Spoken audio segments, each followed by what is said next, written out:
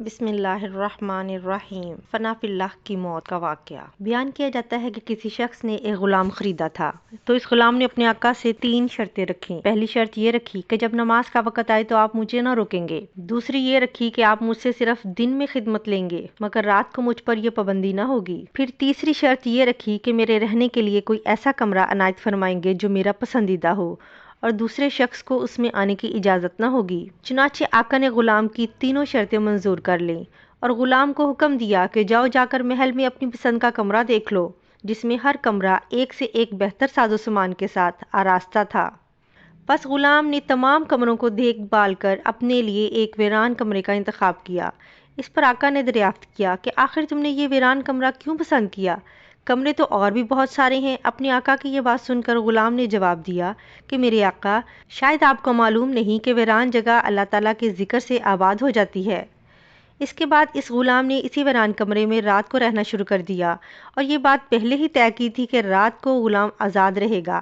جب غلام کو اپنے پسندیدہ آزاد کمرے میں رہتے ہوئے کچھ عرصہ گزر گیا تو اس کے آقا نے ایک دن رات کو بزم احباب منعقد کی اور نصف شب کے بعد جب دوست احباب رخصت ہو گئے تو مالک مکان چہل قدمی کرتا ہوا غلام کے کمرے کی جانب جا نکلا۔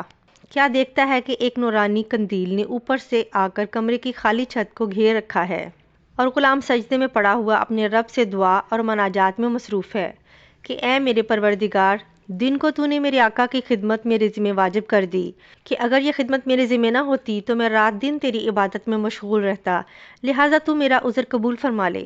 اس کا مالک تعجب کے ساتھ صبح صادق تک اس عجیب منظر کو دیکھتا رہا۔ چنانچہ صبح ہوتے ہی وہ نورانی قندیل آسمان پر چلی گئی اور چھت بند ہو گئی۔ مالک نے اپنی بیوی سے اس کا تذکرہ کیا اور دوسرے روز وہ مالک اور اس کی بیوی دونوں اس منظر کو دیکھنے گئے تو اس شب میں بھی بالکل وہی منظر دیکھا جو پہلی شب میں مالک دیکھ چکا تھا۔ صبح ان دونوں نے غلام کو بلا کر کہا، تو اللہ کے واسطے آزاد ہے تاکہ اپنی خواہش کے مطابق رات دن اللہ تعالیٰ کی عبادت میں مشغول رہ سکے جس سے تو معذرت کرتا رہتا ہے۔ اسی کے ساتھ اس کے مالک اور اس کی بیوی نے غلام سے اس کی ان کرامتوں کا ذکر کیا جو رات کو وہ دونوں دیکھ چکے تھے۔ بس اب کیا تھا، جب غلام کو معلوم ہوا کہ ان پر اس کا پردہ فاش ہو چکا ہے تو اس نے اسی وقت دربار الہی میں ہاتھ اٹھا کر دعا کی، اے میرے پروردگار، میں نے تجھ سے دعا کی تھی کہ میرا راز کسی پر نہ کھولیو، مگر اب جب کہ میرا بھید دوسروں پر ظاہر ہو گیا ہے جس کو میں مخفی رکھنا چاہتا تھا تو مجھ کو اپنے پاس بلا لے۔ چنانچہ اسی وقت اس کی روح پرواز کر گئی اور وہ اپنے خالق حقیقی سے جا ملا۔ اللہ تعالیٰ سے دعا ہے کہ اللہ پاک اس کی مغفرت فرمائے اور اس کے درجات کو بلند فرمائے، آمین۔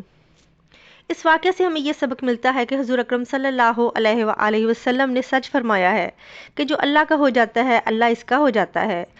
دیکھیے اس عالم فنا فی اللہ کی دعا کس طرح ہاتھوں ہاتھ درجہ قبولیت کو پہنچ گئی۔ اللہ تعالیٰ ہمیں بھی اس واقعے سے سبق حاصل کرنے کی توفیق عطا فرمائے، آمین۔